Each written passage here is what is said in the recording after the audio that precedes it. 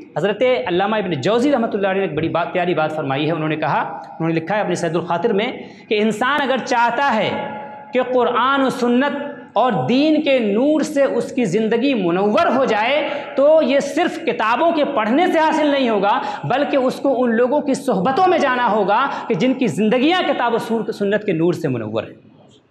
जिनकी ज़िंदगियाँ किताब और सुन्नत के नूर से मुनव्वर हैं, उनकी ज़िंदगी में जब जाएंगे, चूँकि वो मुनव्वर हैं, उनका पूरा वजूद नूरानी है, उनके पास बैठेंगे तो नूर हमको भी हासिल हो जाएगा। इक़्तिबास से नूर हम भी कर सकेंगे, नूर को हम भी हासिल कर सकेंगे, हमारा क़ल्ब भी नूर रब्बानी से जो है वो मुजल्ला हो जाएगा, मुनव्वर हो जाएगा, और फिर हम भी अल्लाह तबारक व तआला के रास्ते पर चलने वाले बंदों में शामिल हो सकेंगे।